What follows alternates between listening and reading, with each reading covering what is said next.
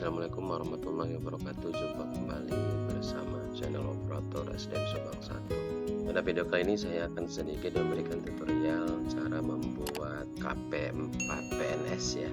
KP4PNS atau yang biasa disebut tunjangan keluarga untuk PNS, yaitu untuk persyaratan mendapatkan tunjangan keluarga dan kepentingan kontrol terhadap jumlah keluarga yang masih aktif dan berhak mendapatkan tunjangan.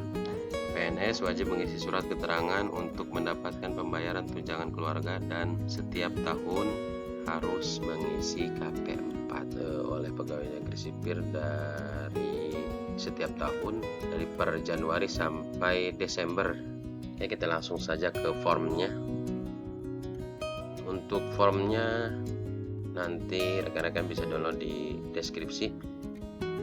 Sebelum kita mengisi ke formnya, jangan lupa untuk subrek, kemudian tutup lagi lonceng notifikasinya agar rekan-rekan bisa mendapatkan informasi terbaru dari channel ini ya. Ini formnya model D.K ya. Nggak tahu saya artinya apa, tapi situ ada model DK. Ini sudah disesuaikan dengan yang manual dari dinas. Saya ketik ulang, tapi ini sudah sesuai ya. Yang pertama di sini kita lihat ada nama instansi, biasanya kita isi dengan nama instansi atau sekolah kita, satuan pendidikan kita.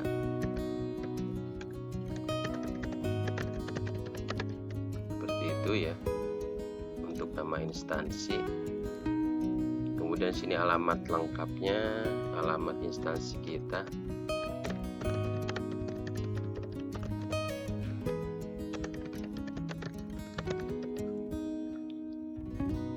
Alamat sekolah kita, instansi induk di sini biasanya dinas pendidikan ya, dinas pendidikan kabupaten. Jika di saya adalah dinas pendidikan ya, dinas pendidikan dan kebudayaan kabupaten, nanti diisi oleh rekan-rekan masing-masing kabupaten atau kabupaten kota.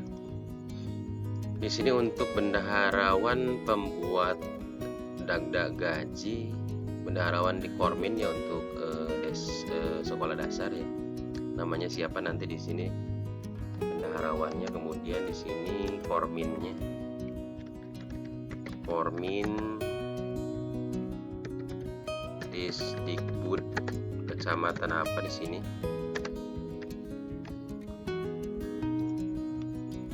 Di sini diisi nama bendahara Kormin, bendahara keuangan di Kormin.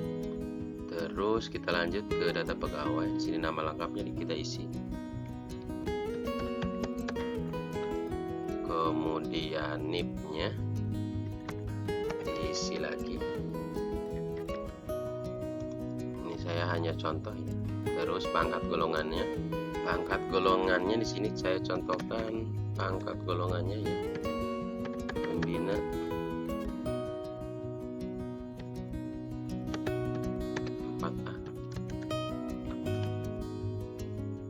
Kemudian TMT golongan ruang, jadi di sini diisi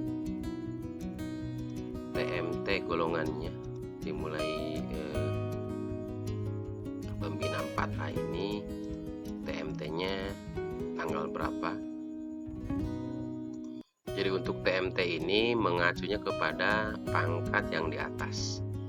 Pembinanya ini misalkan 12 Agustus 2008, berarti di sini 12 Agustus 2008. Jadi ini TMT golongan ruang yang ini, yang 4A ini ya.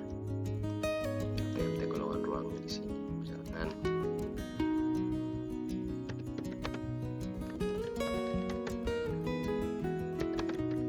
Misalkan saja tempat tanggal lahir di sini kita isikan.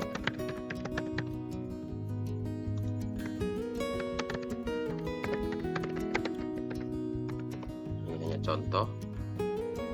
Kemudian jenis kelamin, agama, alamat lengkap di sini kampung atau jalan,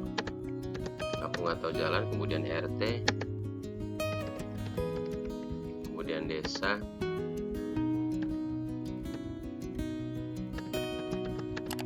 terus kecamatan, kabupaten, seperti itu. Kemudian yang poin 9 di sini TMT Capek ya. Terhitung mulai tanggal calon pegawai negeri sipil. Terhitung mulai tanggal calon pegawai negeri. Jadi CPNS di sini ya. TMT CPNS di sini untuk yang poin 9 adalah TMT CPNS, calon pegawai berarti CPNS. Di sini isinya untuk TMT CPNS misalkan saja.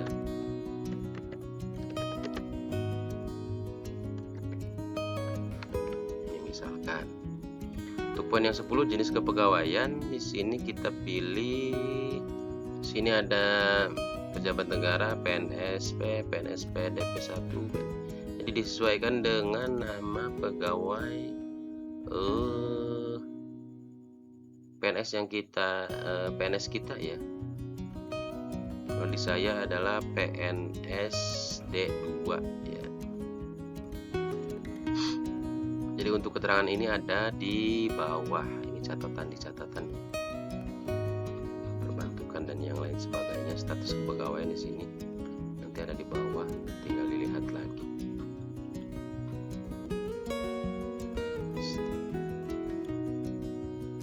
Untuk fungsional ini menggunakan PNSD 2 PNSD 2. Ininya kita garis, memilih di sini strike through. Di sini sama juga.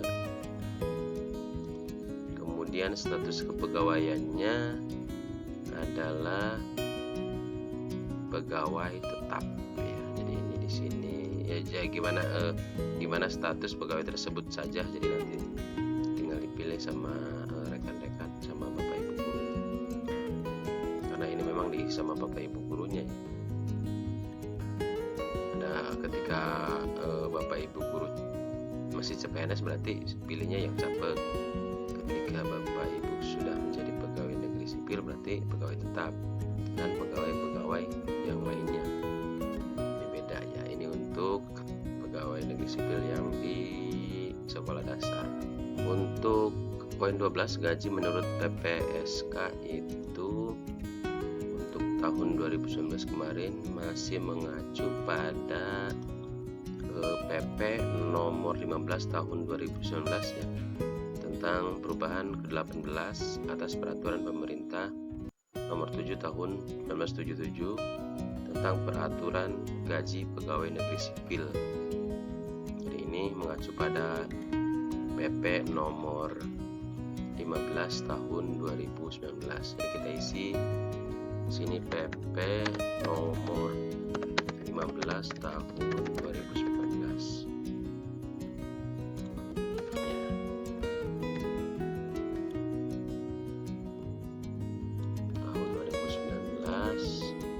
Kemudian gaji pokoknya diambil dari Dakda ya, daftar gaji guru PNS tersebut.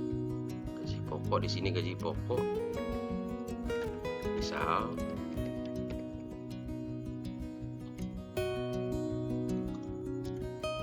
nanti untuk poin 12 gaji pokok dengan poin 13 besarnya penghasilan itu dilihat dari Dakda ya. Daftar gaji pegawai negeri sipil tersebut untuk bersangkutan. Misalnya di sini gaji pokok 2 juta, terus kemudian besar penghasilan. Ini contoh ya. Berhasil besarnya penghasilan di sini. Jadi besar penghasilan itu lebih besar daripada gaji pokok karena ini keseluruhan ya. Sudah ada tunjangan yang lainnya. Kemudian untuk poin 14 jabatan fungsional, kalau guru kan fungsional.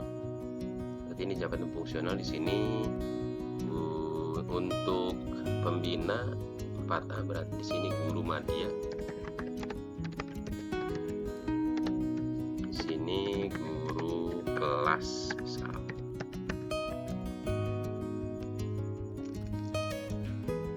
Untuk poin 15 jumlah keluarga tertanggung di sini bagaimana ini diisikan diambil dari daftar lagi ya, daftar gaji guru PNS tersebut. Di sini untuk istri, kemudian di sini anak dan jumlahnya nanti di sini dengan pegawai negeri sipil tersebut. Ini anak untuk istri, anak dan pegawai negeri sipil tersebut jadi 4 ya. Istri 1, anak 2, kemudian dengan ditambahkan pegawai negeri sipil bersangkutan 1 jadi 4. Jika anaknya sudah tidak ada berarti maka di sini 2 ya, dengan istri dan PNS tersebut. Kemudian jika ada anak ini untuk istri, kemudian ini anak 1, berarti nanti di sini 3 ya. 1 anak, 1 istri, 1 anak dan 1 PNS tersebut, jadi jumlahnya 3. Itu untuk jumlah keluarga tertanggung. Nanti rekan-rekan sesuaikan dengan dakda atau daftar gaji yang ada di kantor Kormin jika itu untuk PNS DSD ya. Nanti juga ada di daftar gajinya. Selanjutnya untuk poin 16 SK terakhir yang dimiliki. Di sini diisi dengan SK terakhir yang dimiliki pegawai negeri sipil bersangkutan. Nanti di sini apa SK yang dimiliki terakhirnya. Jika mempunyai SK pangkat berarti ini dimasukkan di sini SK pangkat. Kemudian jika mempunyai SK KGB berarti di sini SK KGB. SK KGB saya contohkan dengan nomornya. Misalkan di sini nomornya seperti itu ya. Ini hanya contoh. Misalkan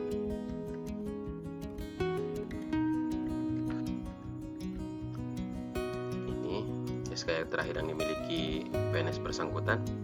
Kemudian masa kerja diambil dari SK tersebut, masa kerja golongannya. Misalkan di sini 30, terus berapa bulan ya. Kemudian masa kerja keseluruhan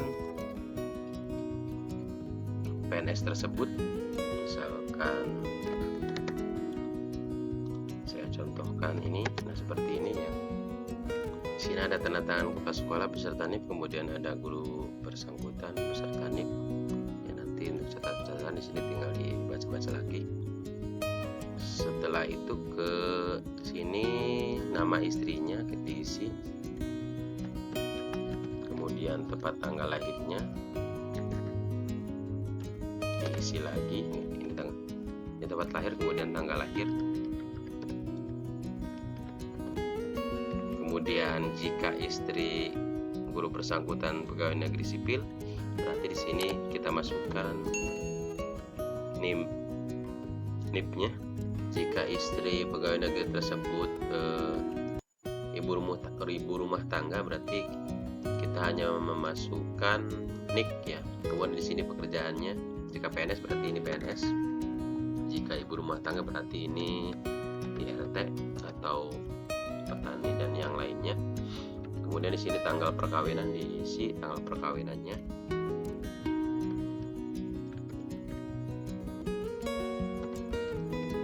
Kemudian istri keberapa atau suami keberapa nanti kita tinggal coret saja di sini yang tidak perlu. Penghasilannya berapa kita isi seperti itu. Lanjut untuk kolom anak ya. Di sini sudah ada keterangannya, sudah ada penjelasannya. Kakak itu anak kandung, ate anak tiri, dan A itu anak angkat ya. Misalkan ini si A, si B, dan di sini si C, ini contoh. Kemudian di sini tempat lahir.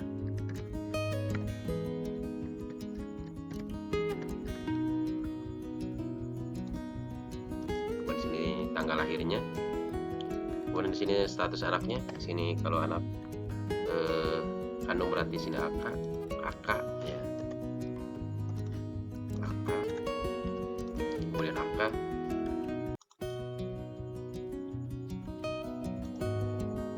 Kemudian status anak tersebut dari istri yang keberapa, misalkan nih istri ke satu dan satu, kemudian jenis kelaminnya perempuan, laki-laki atau perempuan. Kemudian jika anak tersebut mendapat tunjangan, berarti di sini kita tulis dapat. Kemudian di sini misalkan ini masih dapat, berarti kemudian di sini tidak ya. Tidak. Statusnya di sini belum.